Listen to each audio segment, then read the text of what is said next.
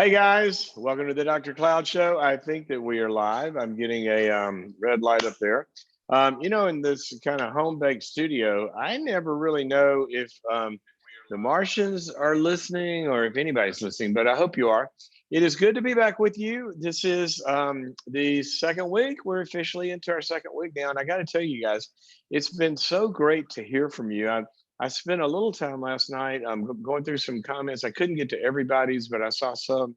And I love it the way you guys are coming alongside each other, first of all, as a community, and talking to each other and adding support and et cetera, et cetera. And I'm just loving talking to you. It's fun. And speaking of talking to you, let me give you a phone number. It is 844 That's 844-940-2774 to get on the air with me as we talk about all of life. So we are in day, I don't know, whatever day this is of the lockdown, and it's becoming kind of a routine now. What I want you to look at, as we said the other day, I think I mentioned this, that we start in a new crisis or a new place or whatever, and what happens is our minds just love routines. We love to build patterns.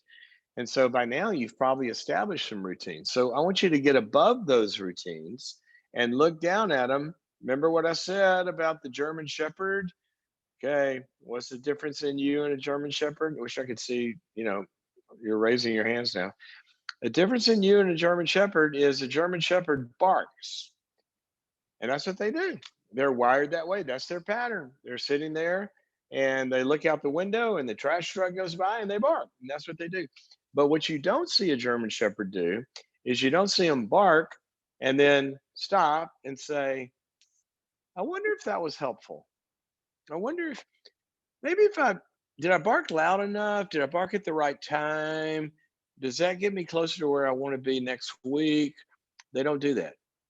They don't examine their patterns. So, what I want you to look at is as you're examining or as you build some patterns down, some routines in this new way of being for a while, how are they working for you? Okay. How are the patterns of, are you connecting enough? Are some of you kind of over connected, right? With maybe the wrong people or maybe even in your own house. I mean, there's four of us here, and there's we time, but you got to have some individual time too. As my youngest daughter says, okay, everybody out of the kitchen, I'm baking now, and that's my me time, she calls it. So we got to have some of that. And are you moving some projects forward that you want to move forward? Have you got some patterns of staying healthy and, exercising and all that? Okay, just look at your patterns. Very, very important nowadays, all days, really. But these are new patterns. The number again, 844-940-2774. That's 844-940-2774. Okay, that's the number to call me. Now, I would like to, every show I kind of begin by talking about something, some little principle or whatever. And I thought today I would give you a little diagnostic test for you to take. Okay. You know how right now they're, learning how to test for coronavirus. We have tests for pregnancy, we have tests for diabetes, we have all sorts of tests. All right. I'm going to give you a great, great diagnostic test. And here's the thing, you can use this test in a non invasive way. You don't even have to stick it up somebody's nose or your own. You can use this test for yourself to determine a certain kind of psychological, spiritual well being. And you can use this test for others. And it is a very simple test. It won't cost you a penny. You don't even have to drive through the drugstore to get it. And here's the test, it's called the word no. N-O. N-O. N-O is a standalone test. Okay. You don't need to Put a bunch of other stuff with it. It's just the word no. Okay, so how do we use this test? Well, the first way you use it is, and one of the strongest principles of life, is we have to look at ourselves first, examine ourselves first. Remember the old thing that Jesus said, get the log out of our own eye first, and then we can see clearly to deal with other people. And other people are always looking at everybody else's faults instead of our own first, then they don't get very far in life. Okay. So the first thing I want you to look at is, what is my relationship with the word no? Okay. In two ways. Can I say it without getting lockjaw? I remember I told somebody one time, okay, here's what you do. You're going to set a limit or say no to something, and you think about this, and you get all ready, and then you go to the person, and you go, okay. And by the time it gets about right here, it turns into okay, and it flips. How easily accessible to you is your no? Or is it bound with what psychologists call an aggressive conflict? What an aggressive conflict means is, see, no is an aggressive term, not angry, not mean. What it means is it has energy to, move something. Like, it's not a joining word, it's an unjoining word, and that's one of the drives we have in life. Is, it helps move our projects forward. For example, how can you aggressively go towards a goal if you can't say no when people are trying to get you off of your path, right?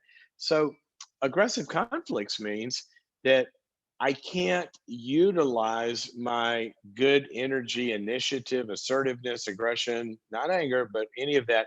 I can't use it without getting into conflict. It's not free. I can't freely use it. I can't freely say no without feeling guilty, fearing hurting somebody, fearing rejection, fearing retaliation, fearing I won't be a good person if I say no. It's bound up in a bunch of conflict. Okay. You need to have a conflict free no in life. That's what Jesus said. Let your yes be yes and your no be no. He said anything more that you wrap around that is not good. So can you say no when you need to reach in your toolbox? Can you pull out your no hammer and go, nope, tap that nail, all done. All right. That's the first part of this test. Second part of the test.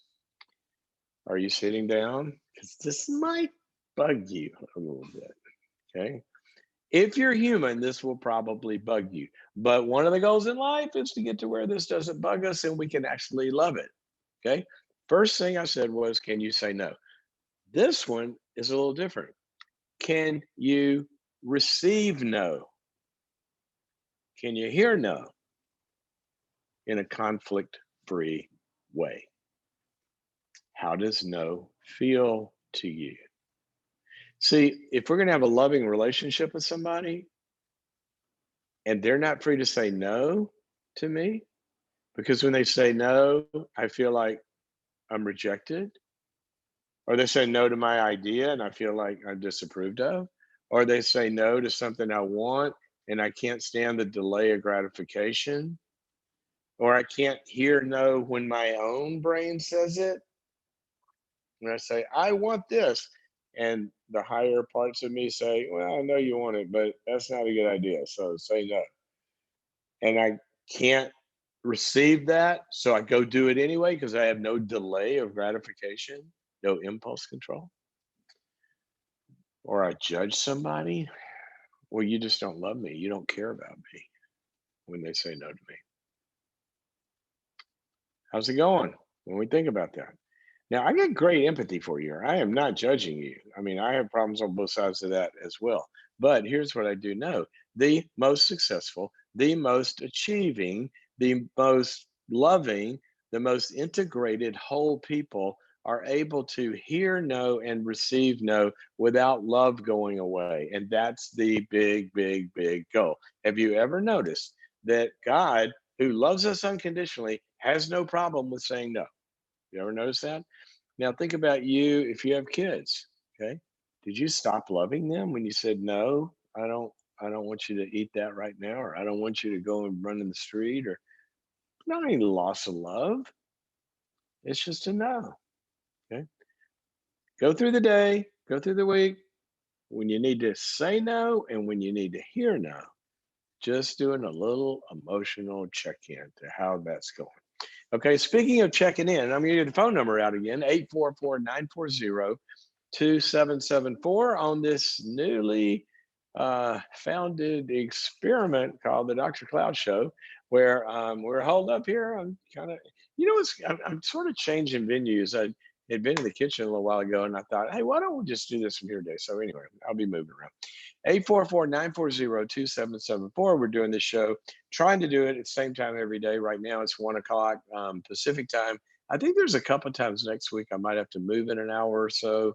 We'll let you know when that happens. But you can watch it around the clock. It lives here on Facebook, YouTube. And speaking about living somewhere, let's go all the way to North Florida. And we're going to talk to Natalie, who wants to look at rebuilding a relationship. Natalie, welcome to the Dr. Hi. Cloud Show. Hi, Hello. Dr. Cloud. Thank you so much. Well, you're very welcome. Thanks for calling us. I'd be here locked up all by myself. How are you doing? Good? I'm doing well, thank you. How can I help you? Good. Just wanted your thoughts. Our oldest daughter, she'll be 30 this year. Have not been in a relationship with her other than a few random texts every now and then for the last 7 months. She's lied to us. Was there a reason for this break? Yeah, she's lied to us on and off for about the last 10 years. Slowly has fallen and started pursuing her own path away from her faith. She got pregnant 4 years ago and had her son, and we helped her out a lot, too much actually. And they lived with us for a year and a half. And about 7 months ago, I called DCF on her because she was not taking care of a flea infestation and he was being ate up by fleas, and we had given her 2 months to fix it, and there was no resolve. We offered to help her, we offered to pay for it, and she always kept telling us she had it under control. And so that's what caused the break in trust for her, because we didn't. She called that a break in trust. Yeah, she does. Yeah.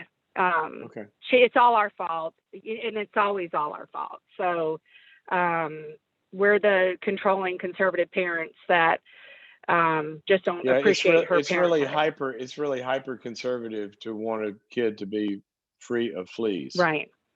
I know. That's sad. And so it is sad, and she has unfortunately gone, stopped going to church, but she's into burlesque and all these other risque things. And there's a lot of things we don't agree about her life. So basically we have nothing in common. We have respected the break, and and we texted her a couple days ago. Whoa, stop. What do you mean you have nothing in common? Are you talking about faith things? Well, right, with the way she's living right now. Do you guys is the main course of the arguments it takes about that you don't approve of her life? Is that? Yes. Yeah. Well, why don't you just drop? Well, oh, stop. I got a question. Why don't you just drop that? We're fine with that, but part of her personality is you have to have approval. So she's very insecure, and she's surrounded herself with people that approve of her. And because I've never been able to figure that out with her, is how we can relate to her, because she has to have our approval to relate. Well, what do you mean she has to have your approval? Why can't, hey, you know what, sweetie, why don't we go, let's go to the mall today, or let's go do something. Right. Let's don't talk about this faith stuff.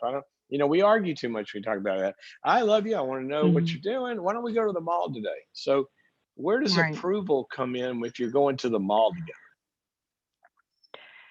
I don't know. It's just that we feel like we always have to be on eggshells with her.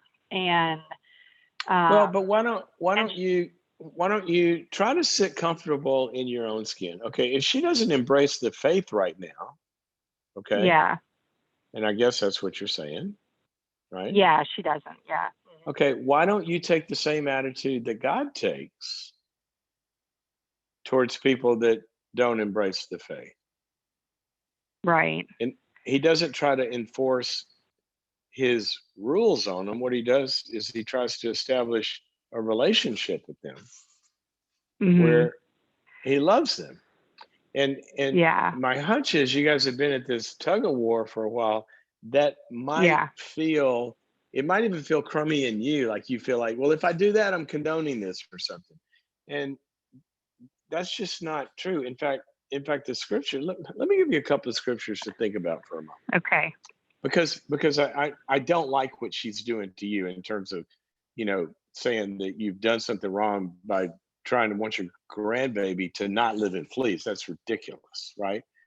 Right. And But she you won't let can't us you see can't them either. control, well, hold on. You can't control her Okay. judgment of you. But what we can Right. do is we can control our judgment of others. And that may begin Mhm. to, we're just starting to try to open up a little bridge here because she does keep some kind of contact with you, right? So I'm going to Yeah. give you a couple of verses that I want you to think about. And then I want to Okay. give you an idea here. Let's see what you can do with it. One of them, Okay. one of my favorites is if I ask, a lot of times I'll ask a Christian audience, what's Joshua's most famous saying? What is it? Do you know what it is? Or what a lot of people Um, would say it is? Joshua, where my Besides feet tread, I can.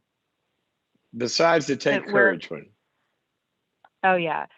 Well, doesn't he say something like that? I could have the land that my feet walk on. That's another one. Usually people Okay. say, and I'm gonna start it for you. I bet you can tell me how to finish this. Okay. As for me and my house, what We does he will say? serve the Lord. We will serve the Lord. You hear that all the Yep. time. And Mhm. everybody makes their claim, and as we should. And I say that, as for me and my house, I'm going to serve him. We're going to serve him. All right. But when Mhm. I ask people, tell me the verse right before that. Um, I have never had an audience. And I'm sure there are people, but I've never had anybody be able to tell me the verse right before that. yeah, I'm afraid I'm going to fall into that group. Well, we do because we don't hear it. Here's what Right. it says. Here's what he says, and I wish everybody of faith that's in a lockup dynamic like this would think about this for a second. Same thing Jesus said. What Joshua said was this. He said, if it's disagreeable to you to serve the Lord, then serve whom you will. Do what you want Hmm. to. But as Right. for me and my house, this is what I choose. Okay. Okay. So the Mhm. first thing he offers is freedom. You don't have to do Mhm. what I do. If you go to 1 Corinthians 5, it says the same thing, where Paul says, Right. what business of it is it mine to judge people that are, outside the family? He said, that's God's problem. My problem is to Mhm. judge the people here, that are, we're saying we're brothers and sisters. We're trying to walk this path together and we evaluate each other, and that's great. But it's not my job to judge people that don't don't say they want to sign up for the program. And then Jesus Mhm. said, I didn't come to judge the world. I came to seek and to save that which was broken. So there's a stance that we need to have of people, as people of faith, that if somebody's not in the faith, we have no right to tell them how they ought to be living. That's clear in the scriptures. What we do have is we have a call to say, you know what? I have found I found a God that loves me. And if you want to know, oh my gosh, if you want to know more about that, I'd love to share it with you. So I just want you to, if Mhm. you could, y'all are in a tug of war here, and you're going to get out of a tug of war by just dropping your end of the rope.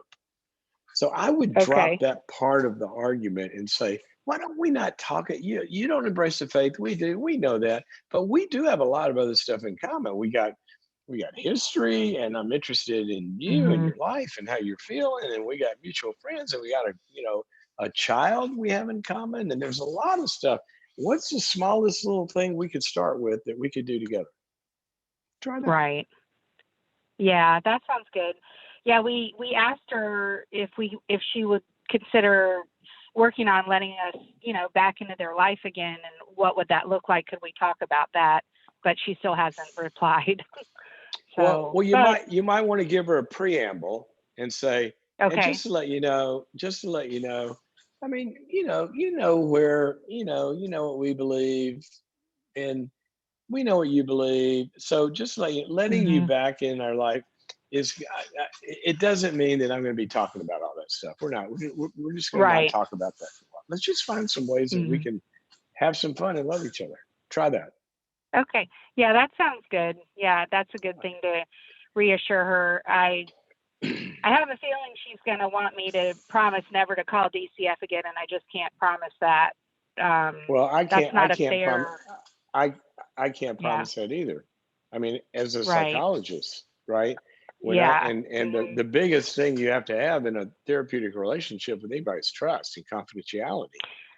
And when I say to Right. somebody, and when I say to somebody, I want you to trust me, I'm not going to ever tell anybody anything you tell me, except there's a Mm-hmm. couple of instances where I will break that. If I think a child is in Right. danger, is one of those. Or if I think you're in Yeah. danger, is another one of those. All right. Yeah. So I appreciate your call. My heart goes out to Okay. you. Nothing hurts Uh, more, when you're estranged in a significant relationship, especially a parent and child. And let me give you a little hope. This is a long movie, okay? And this is one scene this year, last year, whatever. This is a long movie. Stay in there, love her as best you can. At some point, when she is, excuse me, when she's denying limits, like, you know, child protective services, for example, at some point she's going to run up against, you know, the, she's going to hit the wall. You can't just fight every limit and ever make it well in life. And those consequences are going to wake her up. And I hope, y'all will have a history by that time of where she's let you in a little bit. And when she starts to realize, gosh, I've got a problem, that you may be able to be there for her. Thank you for your call. My heart goes out to you. This is Dr. Cloud's show. I'm Dr. Cloud. And actually, it's not my show, it's the Dr. Cloud show, but it's our show, right? Because you call and we talk about stuff, and I want to hear from you. See, you know what I'm going to do? I'm going to come on here one day and I'm going to say, okay, today is my day. And I'm going to talk about all of my issues. And we're going to have to extend this thing from 1 hour to about 3 weeks because it's going to take a while. But not going to do that today. 844-940-2774. Let's go to Jessica, who's calling us from Seattle. Jessica, welcome to the Dr. Cloud Show. Hi, thank you, Dr. Cloud. It's good to speak with you today. Good I to have a talk to question you. for you. All righty. Now, So I have some. did you ever listen? I used to be on the on New Life radio program. Did you ever listen to that in Seattle? We were on, I think, Seattle after Los Angeles when we first started it. When John Townsend and I were doing that way, way, way back, we started in LA, and then the next station I think we had was in Seattle. Did you ever hear us back then? I was living in California, so I don't know. Ah, okay. Anyway, so what's going on up there in Seattle land that I can help you with? Well, I have some friends where I feel like I do all the reaching out. And when I do hear from one friend, for example, it's always because she's bored. Now, she makes time for other friends, but when I reach out, she's busy or just tired, as happens. It's life. But they're friends with a history. So instead of me getting upset that these people are always saying no to me, can you talk to me about what it means to have a shallow friendship? You mention it, but I don't know what a shallow friendship is. I'm sorry. That's funny. I mean, I know exactly what you mean, but I was drinking my coffee and you said, "Can you tell me how to have a shallow friendship?" Usually not our goal, right? Usually not our goal. Right. But you know what? Without some shallow friendships, what would we do? Really? I mean, think about this for a second. I like to think of life as a bunch of concentric circles. Okay, you got there's usually, and this isn't always right. It's kind of different ways, and it's almost, but you usually kind of have like a best friend, right? Now, I think Okay. sometimes we have best friends that are a best friend maybe in a certain way. Like we have a best spiritual friend, the ones we're closest to about issues like that. And then we have another best friend that connects with another part of us or whatever. But usually, there's a couple of people that are just like in the innermost circle, right? And that's not shallow at all. Like that's not shallow at all.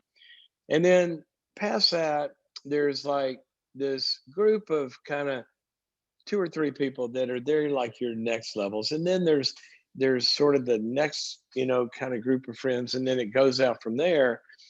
And I think, I believe what the research says is that we have a capacity in our heads for about 150 relationships that have Mm. some kind of familiarity or whatever. It's been a while since I read that research, but it's something in that ballpark. Now we don't have a capacity for 150 deep relationships. We just don't. First of all, there's not enough time, right? And energy. Sure. So at some level, we have to start to order those in terms of level of significance, shallow or deep. And so I think some great shallow relationships, it doesn't mean negative. It means the level of which there is the desire and the ability and the competency to go deep is about as deep as it is. Okay. And I think we have a lot of relationships like that. I have friends that I play golf with, and that's pretty much the only time I ever see them. I love playing golf with them. Would I want to go on a vacation with them? No. Would I want to sit in a small group around a fire and share my, you know, innermost angst with them? No. But I love playing golf with them. Okay. There's other people that, might be at the next level. So I think you have to look at this. What is the mutual desire and what is the mutual competency?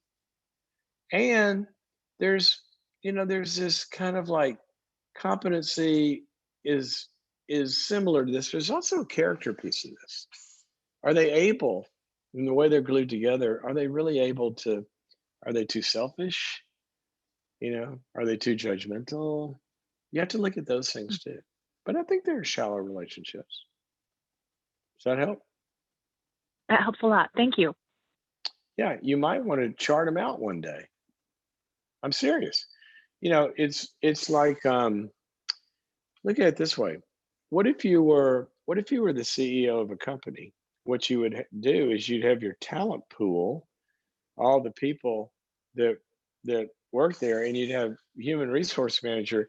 And what they do is they're looking at the different positions, and some of those are real deep positions. Some of them are pretty shallow, and they're rating people. It's not a judgment thing, but they're just rating them as to where they fit. you know Tori and I do this, for example. We talk about, there's a lot of friends we have in a lot of different circles, but there's a handful of couples, for example. We really want to go deep with them, much deeper than some others. And so we allocate in the budget of time and energy. We're making sure that they're we're investing the time and energy into certain relationships more than others. And that's not in any way to be judgmental. It's just I like to play golf more than I like to play tennis. I'm not going to invest a lot in that support. So you got to order your relational life in ways that you get fed, and also some of it should be service going the other direction. So there's Oh, relationships, a lot of relationships that that I have and that we have, we're not really looking to get anything, and they're Okay. some of them are deep and some of them are shallow, but they're going the other direction. So think about your whole relational life in a map. Does that help? That helps a lot. Thank you. Okay. And you know what? If these people aren't, and they're people you've had friendships with and you have shared something significant, with over time, I might Yes, ask yes, them. they are. I might say, you know what? I love you. I love hanging. I like it when we do this or this or this. I noticed though that, and I'm not being weird here, trying to be judgmental or anything, but I noticed that I'm kind of the one that always does the reaching out. And I don't know how to read that. I don't know if it means not interested in spending that much time with me, or if it means I'm just more of an initiator and you're more of an introvert and you'll hole up until somebody pulls you out. I don't know, but maybe we want to talk about it. Okay. Okay. Okay. That's great. Thank you. Thank you Thank, for your help. I really appreciate this. thank you for your call. Love to hear from you anytime. And I'd love to hear from some other people as well. This is the Dr. Cloud Show. And here is the number. Anybody hear that banging on my ceiling? This is the thing about quarantine radio. I'm sitting here, here I am in the kitchen, and I have two.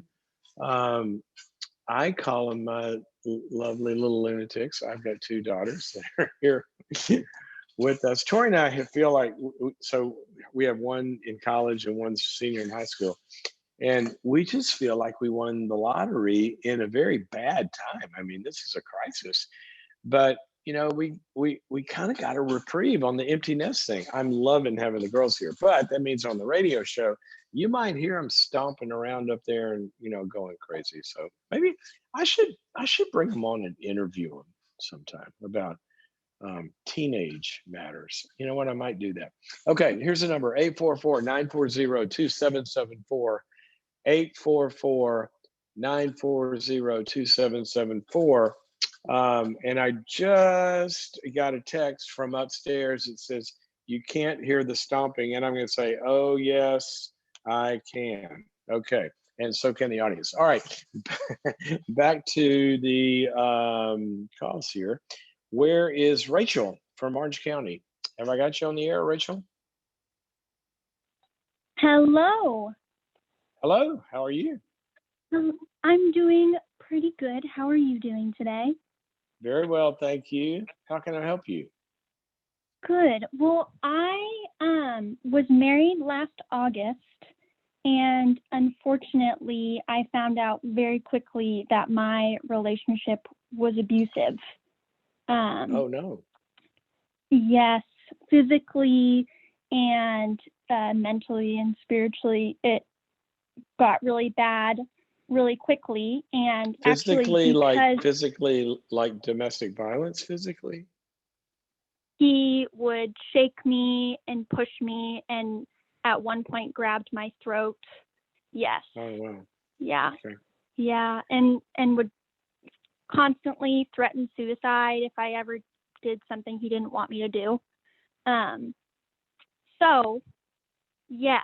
So I actually, because I was going through your online course, the boundaries.me, I was reading was that through helpful that, to you? and oh my goodness, it was so helpful. It literally took 5 minutes of watching one of your videos, and I realized that I was reaping what my husband was sowing, and that I was actually enabling him.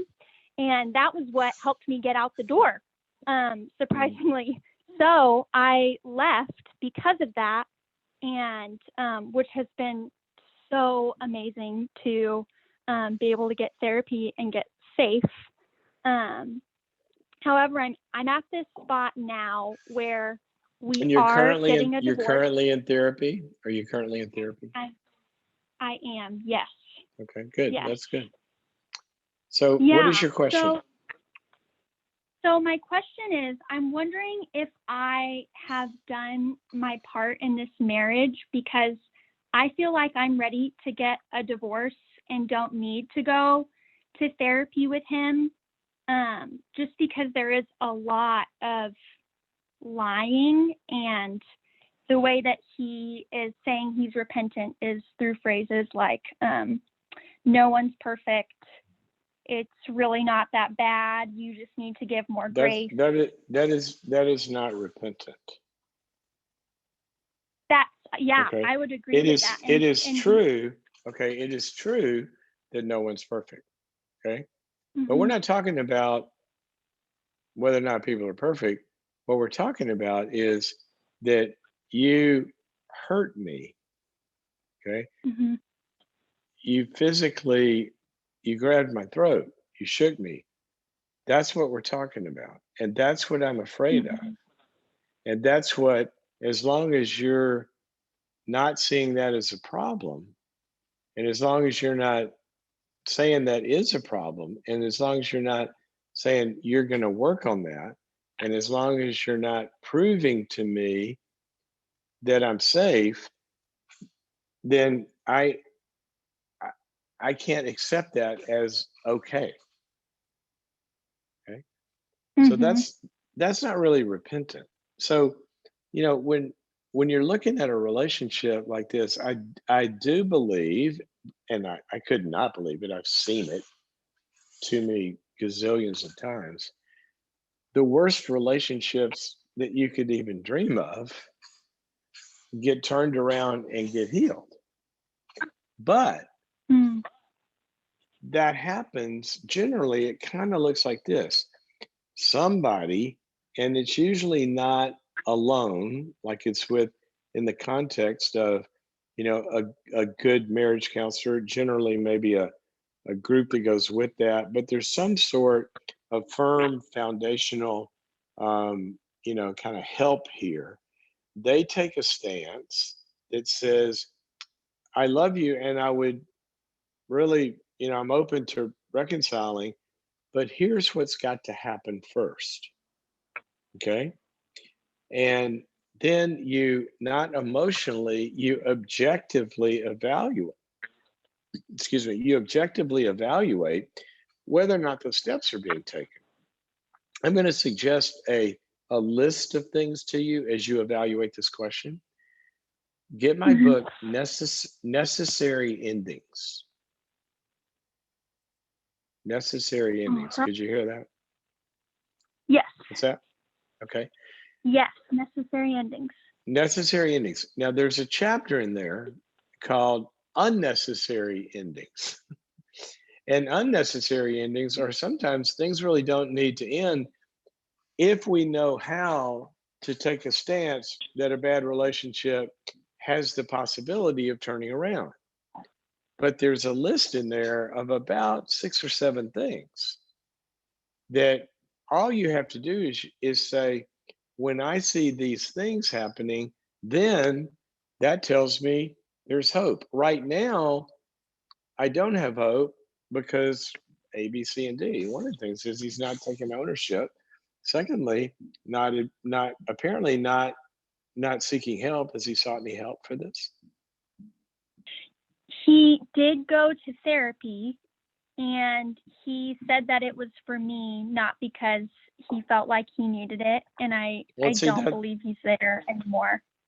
Yeah, and that would have to be one of the requirements. One of the requirements would have to be with you, right? With somebody who really understands how to deal with situations like this. So here's what I would say. I would say, that's not an emotional decision. It's an objective decision. And there are real objective things that you have to evaluate to know whether or not you're safe. And the first one is safety. But I mean, more than safe physically, you also have to be safe emotionally. And you're going to trust, if you want to open yourself up again, you got to wait until you've seen some things that are trustworthy. So I would make sure that you're taking a strong stance with help, not by yourself, and have the conditions that these things have to be true first. It's got to be an admission of a problem. He's got to want to go get some help and make this better and work on himself. He's got to submit himself to a proven process. Okay, not just, oh, Uncle Joey at church is going to help me. No, Mhm. you're going to submit yourself to a process like with a marriage counselor who's dealt with this 1,000 times and knows how to do it. Okay. There's got to be a sustained involvement in the process. It's got to be verifiable. So all those things, it's sort of like the old phrase you hear, trust and verify. Okay. So you have to be careful to make sure conditions are being met. Okay. Does that help? Mm. Yes, it does. Okay. Thank you for your call, Rachel. And hope Thank that you. the thing about difficult relationships is that they're difficult and they're painful, right? And the thing that's so hard is that we can only control one side of a relationship, right? We only control the side that we're on. But we can take control of our side in a way that makes it most possible. We can't control the other person to say if they're going to get well or not, or try to get well or improve, but we can do certain things on our side that up the chances of that to the highest degree of known probability that this is going to work. So we can't guarantee that if we do these things, he or she is going to turn around. What we can guarantee is if we don't do these things, then there's very little chance that this is going to go anywhere. And we can say if we do these things, that's the highest probability it's going to work. And these are pretty well-known things. I would refer you to, to necessary endings. If you're in a situation like that, how do you determine when something should end and when it should go on? How do I know when to have hope? What do I need to do to make sure there's hope? All that kind of stuff. And also, if you guys, anybody out there struggling with anything relational like this, I really would send you to boundaries.me. If you go to that webpage, boundaries.me, and join me there, become a subscriber. There's over 60 or 70. I could ask our team here how many courses we have, and we're adding them every single month on all sorts of stuff. Like, what do you do with a spouse that won't agree to get help? What do you do with a dating relationship that you're not sure is right or not? What do you do with anxiety and stress and depression, and how you reach goals and all that? All of that stuff is on there. They're telling me now we've got over 60 courses on there, and they're mini courses for you and your friends to go through. That's boundaries.me, and hope to see you there. There's some good support, little hangout chat groups and alliances people make on there too. Boundaries.me. This is the Dr. Cloud Show. Our number, 844-940-2774. You know what I just realized about this program? We don't have any commercial breaks. I've done years and years of live radio, and you always have these commercial breaks. And I was thinking, I need to get up and get some more coffee. And I'm going, when's the commercial? We don't have a commercial break. We're gonna have to figure that out. You're at home, you can hit pause, but I gotta keep talking. Okay. Anyway, we're gonna go back to the phones. Brian from Portland. We got a lot of Pacific Northwesterners Hey, how are calling you? us today. Hi, Good, sir. Brian. How are you? Good. I'm doing wonderful. Very well. How Can't can I help complain. you? Well, my wife and I, we've been together for almost 3 years. We just recently got married back in August of this past year, 2019. Oh, And congratulations. Did you say 3 years? well, been together for 3 years, married for about 7 months. Oh, good. So you had a good, healthy time of getting to know each other before you decided to tie the knot, as they say. Yes, sir. Good. But we live with my in-laws, my mother-in-law and my wife's uncle. And I guess my issue is that my wife tends to, I'm not sure how to word it, like spend a lot more time with her mom than being a wife. Like, I'm s- I don't know if that's a normal thing. no, stop. I'm sorry, but it was the friend.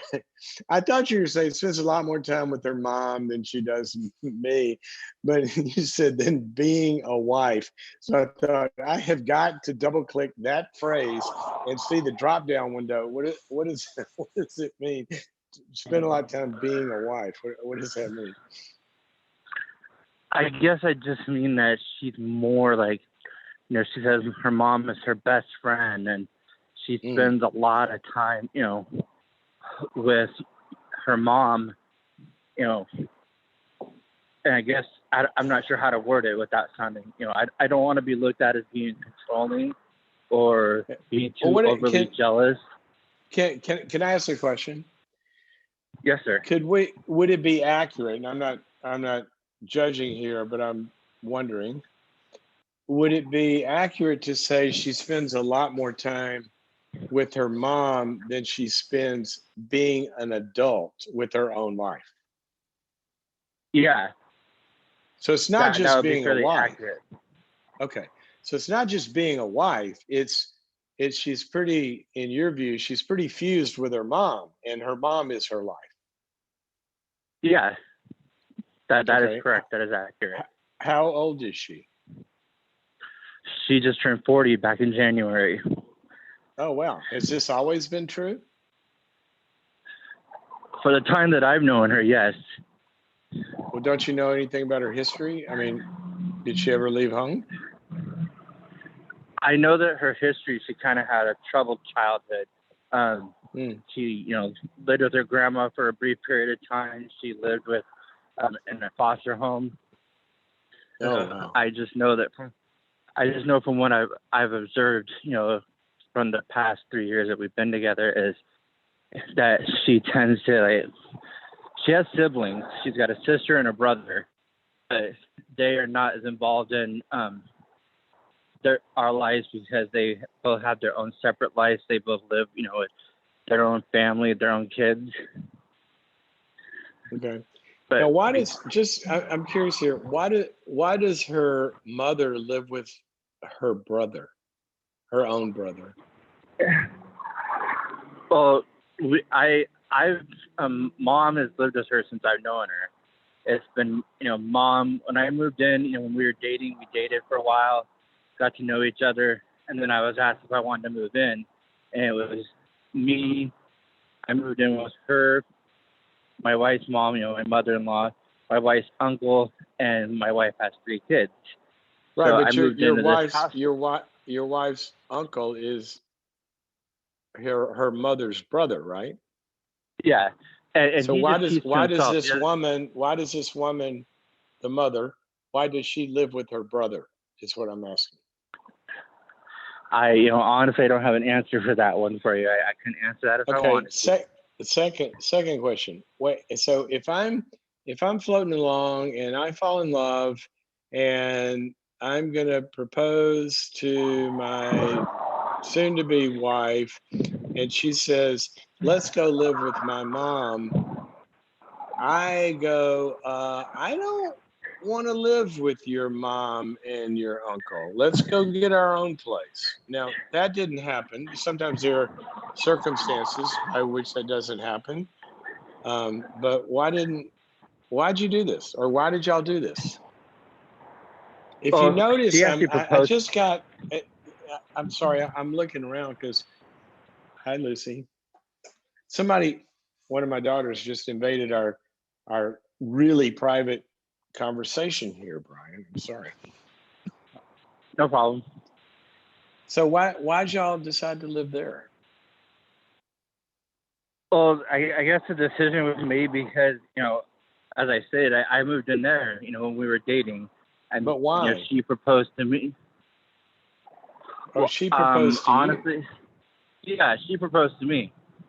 I mean, when I moved in there, I knew that she was living with her mom, and whatnot. I knew all that, but I thought that once we got married, that we would be able to have our own separate identity from, it would be her and I, away from. Why you You know, said you said you thought that, but why did you think that? What evidence did she I give thought you to think that? I had just assumed that marriage would change things. Like, we're married now. Marriage is supposed to be between a man and a wife. That, Yeah. like, that's how I envisioned So it. yeah, that I agree. That is how we should envision it. So I think I understand the situation. Give me a question that I can help with, because what's going on right now is that, as you described this family, I don't know a lot about it. There's a lot of history. She actually did live with her own mother for a while. She was in a foster system, which tells me, there was something going on with the mom, had some struggles. And now they're back together in a relationship. That's a good thing. But the mom lived with her own mother, you said, the grandmother, and then the mom lives with her brother. And so what we've got here is a family system that psychologists call an enmeshed family.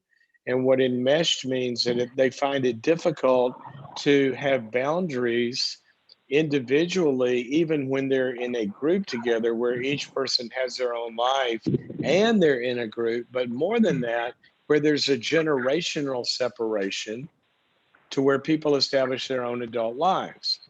I mean, this started way back in the Garden of Eden. God set this program up where he said, for this reason, what did he say?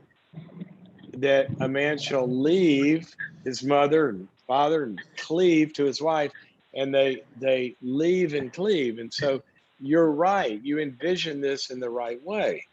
This is not a family, it sounds like, that does that.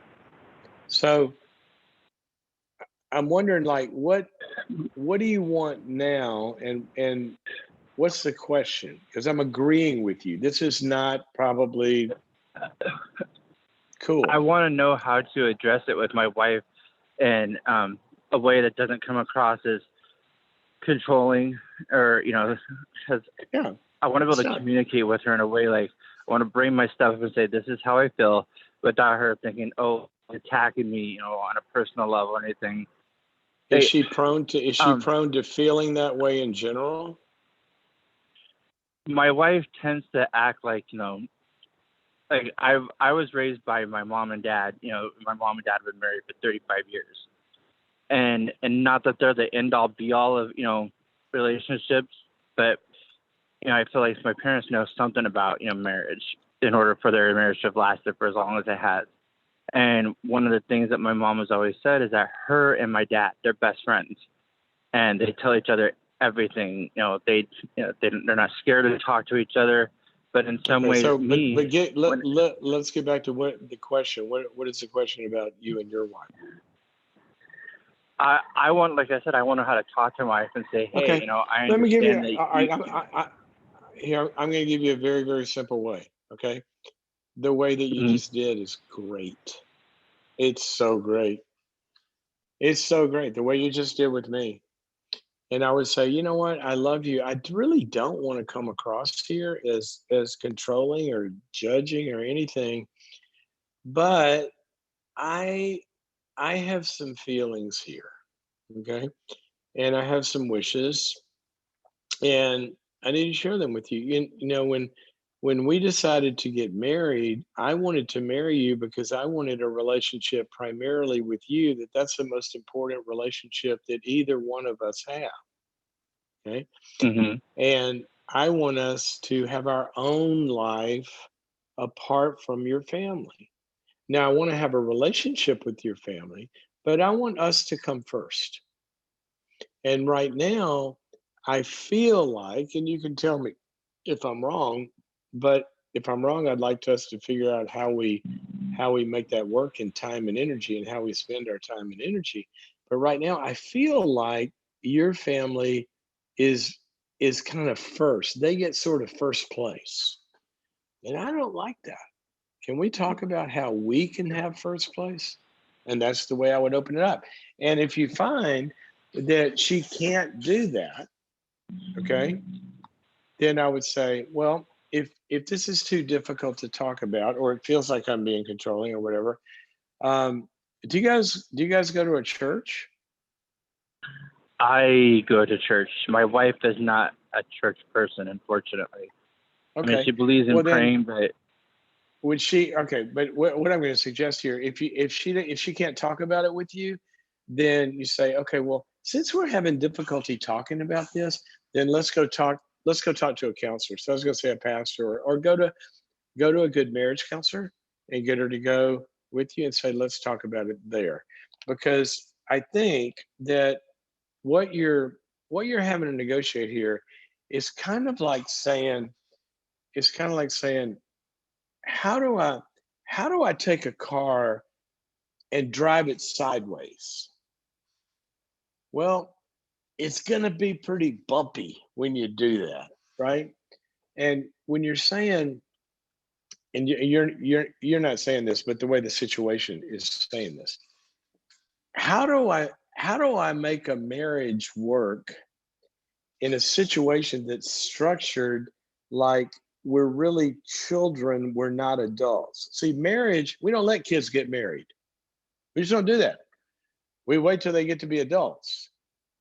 And so when somebody's living in the structure, and I don't mean that you can't share a home, but you don't do it as a child. You do it as equal adults. I mean that happens in a lot of cultures, but you're adults. So right now, you feel like her primary relationship is still this dependency with her mom, that car is not gonna that marriage isn't gonna roll smoothly until the primary relationship is the marriage. I'm going to suggest a book to you called Boundaries in Marriage. And we write about this whole kind of thing there. There's a chapter in there called Protecting Your Marriage from Intruders. And one of the intruders are the families of origin. If a marriage is not safe and defined and distinct from and separate from the families of origin, it is not operating as an optimal marriage. That does not mean you don't have relationships with families of origin. You do. I believe in them. I love having a relationship with my wife's family. She does too. But her family is not number one. Our family's number one. Okay. And in fact, her family was so great about this. I remember it was part of the wedding ceremony. You know, we fired each other, right? Said, you're fired. You're no longer the parents and we're no longer kids and all that. That's part of every great wedding. It should be. So, anyway, thanks for your call. I hope that conversation goes well. I love the way you said it to me. I think you can say it to her like that. And that's an adult conversation. If she can't have it, then go and get some help to have it with you. Okay. This is the Dr. Cloud Show. 844-940-2774 is our number. You know, I just noticed, where did the time go? I'm going to hang on for just a minute or so because Gina's been holding on there. I want to get to Gina from Raleigh, North Carolina. And Gina, if you can make this a quick question, I'm going to try to sneak you in here right under the wire. And since we're on the internet, Thank who you. cares, right? I can cheat for a few minutes. All right. What's your Thank you question? so much. You're welcome. Um, yes. Well, my question is, what would be a deal breaker for a relationship? You know, A deal how breaker about for a relationship. Or are you buying, yes? what's the relationship? Are you buying popcorn from somebody at the baseball game? Or are you thinking about No. marrying somebody? Or are you joining a bit? Yes. What's the relationship? It is a romantic relationship. Romantic? Yeah. Romantic relationship. But Okay. So, how long should you wait? Like, what if they do not agree on like it should be 2 years, it should be one, and like she feels she's ready, and I'm gonna talk about she as she. hold on. If There's some she's sort of ready and interference. he's not. Do you have a radio in the background or something? I'm having a hard time understanding you. Okay, Okay, now real better. quick. I got it. I really have to have the question because we're really out of time here. Yeah, so Okay. she feels she's ready and he's not. Is that a deal breaker? Should that be like, okay, well, I waited enough, or how long do you need, or like Okay. if we started I'm with this having a hard pressure, maybe. I'm having a hard time understanding totally, but on the screen it says a little bit too. So what is a deal breaker in a relationship? So it sounds like you know somebody or whatever you're in. I couldn't quite tell with the noise. What's a deal breaker in a relationship? Oh my gosh. What a great question. What a great question. What a great question. And I wish everybody would spend some time thinking about the difference between deal breakers and preferences. Because what we tend to do is we moralize our preferences as if they're deal breakers. Okay. And so I would like to also say, and you know what, I'm going to come back to this on another program because I want to talk about this in a bigger way too, because there are there are there are deal breakers like a relationship. This can be a deal breaker of a relationship. For example, the when Jesus was asked one day, so what's a deal breaker in a marriage? And he said, well, marriage is set up. God's design is that it would never break. It's supposed to be forever. He said, but he said, you know what? If there's unfaithfulness, then that would be a reason that it could happen.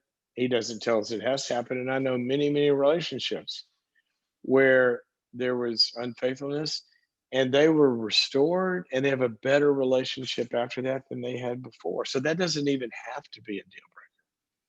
But here's a bigger question inside, smaller question that's a bigger question inside of that. With every relationship, there's these values and things that are what I would call mini deal breakers, MINI, in that as long as this is true, I can't go past this point with you, even if we're in the relationship. If you're lying to me, if you're hurting me, okay, if you're like ruining our lives with substance abuse, if you're duplicitous, on and on and on, then the way the deal works of us being together and acting like everything is okay, that deal is on pause right now. And we're not going to go forward and acting like everything is okay until we resolve this issue. And those are mainly character things. John Townsend and I wrote a book called Boundaries in Dating. And we have a chapter in there when you're considering a relationship that these are absolutely no goes. If you see this, just you don't even date that person anymore until they get a life and change. But then there's some yellow lights, and then there's some other things that are just preferences that really you ought to get over yourself. Sometimes we're just too rigid, and our list is 86,000 things that have to be perfect, or we're going to be annoyed or bugged. Well, we're not going to be able to have a relationship with human beings if we have a list of 86,000 things. It's just not how it works. There ought to be just a few things, and they're mostly about character. The character things, those are the ones that hurt. Lying, cheating, stealing, meanness, narcissism, judgmentalism, self-centeredness, controlling behavior, perfectionism, laziness. Ugh. Those are things that really get in the way of things working well. So, another show, another topic. This is the Dr. Cloud Show. Thank you for joining me today. Our number to write down so you can call for next time is 844-940-2774. And this has been fun to be with you this week. We're at the end of the week. I'll be back on Monday and we'll do this again. But you got to do me a favor. If you want this show to continue and you like it and, want it to stay, want us to keep doing this, then I really need your help to get the word out. We don't, can have billboards out there, telling people to tune in like radio shows do. And we can't run ads for it, but you are our best ad in that if you tell friends and send them the link and say, hey, listen to this, it's on every day. You can watch it 24/7, but please share it with your friends if you want to stay on the air, because we'll keep doing it if there's an audience. If there's not, then obviously we can't. So do that for us, share it. the 1 hour that it is live, you can call in. The rest of the time, you watch it around the clock. Okay, come visit me also on boundaries.me. That's boundaries.me. Go to that website where you can become a subscriber and join our community there. Okay, Dr. Henry Cloud, it's been great to be with you. Have a great weekend as best you can in these trying circumstances, and I will see you on Monday. Bye-bye.